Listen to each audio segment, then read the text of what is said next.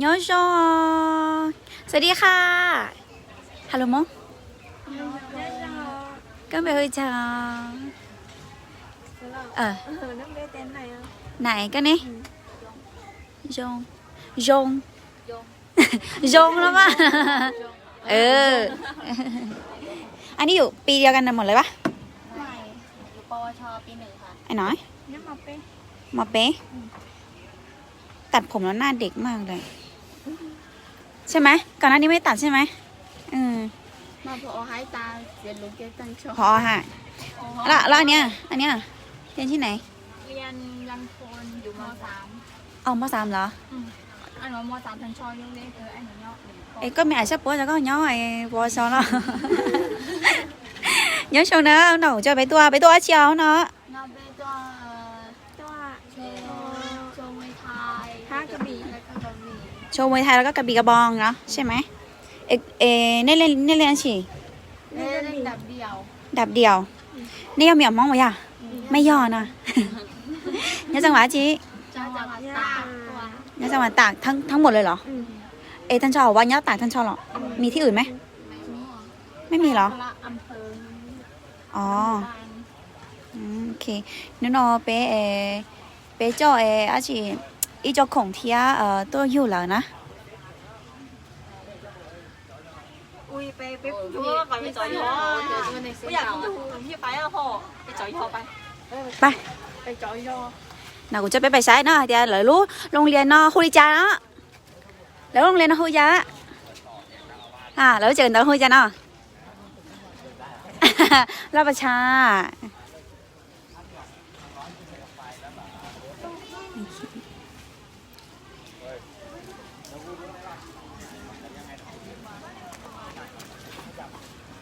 สวัสดีค่ะพี่ซื่อวันนี้เรามาทำอะไรคะ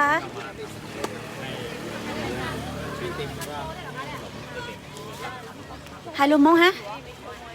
bé tua chi bé tua phái khổng nhận chưa miệng nhỏ bắt đầu nhận chưa ha xí em lúc chỉ cần nó hôi đi cha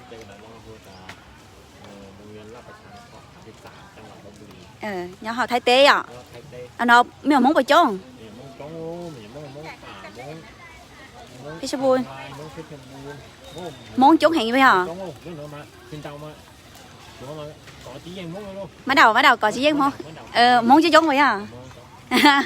ok chị bé tốt vào sao rồi giờ thì ó vậy à ok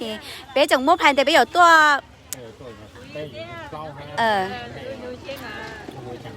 tất cả tôi anh chị ạ lên từ mua để xé xả ba bé nó chị cô xong đợi đâu của tao nè là bé ship ba nữa bé giờ mong ship ba tôi không mua xe giờ nó có hiểu gì mong hả nè nhớ xong cha xong nó mới bảo lại muốn nó bé chào nè trả ban haใช่เขาจ่ายที่บ้าน5นี่ตัวย้อนด่าหวานนอนเต็มหมดจ้าเลยยี่ช่องนะยี่ช่องอ๋อจริงเหรอเปิดรับไปเจลี่ไล่หาไปอ่ะผมมองตัวไฟของเราชีอยู่หมอนนี่ฮะไม่ชมมองหรอส่วนน้อยเหรอเจฝิ่งtao chỉ cho máy đầu xứ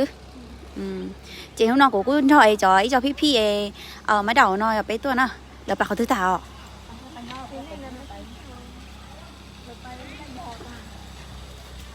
โอเคเจขอหน่อยจะน่าจะพี่ไปตัวทำบุญนะลูกเชนไหนลูกเชนไปเท่าคงเนี่ยไหนคนขับรถนะคะไหนไปตัวเจ้าแม่นะเจ้าแม่นะคะวันนี้ล่ะอุ้ยน่ารักจังเลยอ่ะเฮ้วันนี้เรามาทำบุญนะคะเรามาแจกของนะคะแจกของให้น้องๆจ้ายิ้มตลอดเลยอันนี้เราจะขนของลงใช่ไหมดูอยู่เชียงใหม่ขอบคุณค่ะ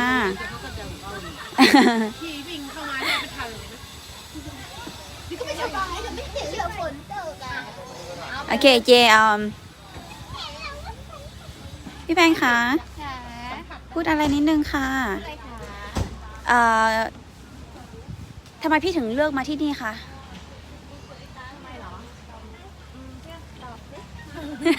ทำไมอ่ะเร็วเร็วเร็วเร็ว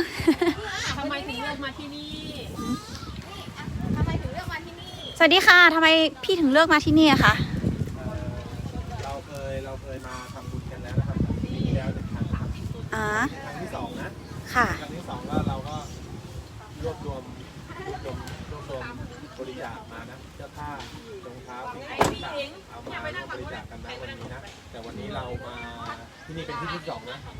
พอที่แรกเราไปมาเมื่อเช้าก็คือวัดหนองตะแดงนะครับของอำเภอหนองม่วงจังหวัดลพบุรีนะครับก็ได้เป็นบริจาคทุนการศึกษานะครับ 21,000 บาทนะครับแล้วก็บริจาครองเท้าแล้วก็บริจาคเสื้อผ้าสิ่งของต่างๆอุปกรณ์กีฬานะครับแล้วก็โรงเรียนวัดหนองตะแดงเนี่ยมีเด็กประมาณ30 ถึง 40 คนนะครับที่เราไปร่วมทำบุญในครั้งนี้นะครับบางคนก็อาจจะไม่อยู่ครับเพราะว่าไปเรียนที่ชลบุรีนะครับแต่วันนี้เรามาทำบุญต่อกันที่โรงเรียนราชประชานุเคราะห์33นะครับจังหวัดลพบุรีนะครับก็มีเด็กประมาณ700 ถึง 800 คนนะครับโดยประมาณนะครับวันนี้เราจะเลี้ยงอาหารกลางวันนะครับแล้วก็เรามีอะไรมาเลี้ยงเด็กบ้างก็มีโดนัทนะครับโดนัทถาดนะครับจำนวนประมาณ 1,700 ชิ้นนะครับ 1,700 ชิ้น 1,800 ชิ้นเลยนะครับแล้วก็ตกคนละ2 ชิ้นได้เลยนะครับแล้วก็มีน้ำกาโตะครับผมกาโตะประมาณ900 ขวดนะครับแล้วก็มีไอศครีม7 ปั่นนะครับแล้วไอศครีมกะทินะครับแล้วก็มีขนมปี๊บครับ25 ถังครับเอามาบริจาควันนี้เนาะแล้วก็มีตุ๊กตารองเท้าเสื้อผ้าสิ่งของต่างๆเยอะมากเลยครับเนี่ยก็จะเป็นรถที่ขนมานะครับก็จะเป็นลักษณะนี้รถขนมาก็จะเป็นลักษณะเต็มคันรถนะครับก็เอามาบริจาคกันนะครับก็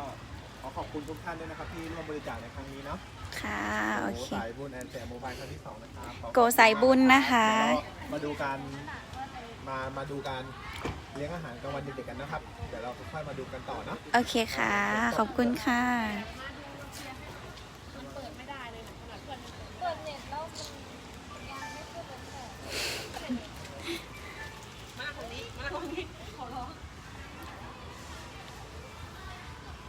เนาะเราเลยรีบบรรยากาศเรารู้จักกันตอนนั้นแต่นอนน่ะ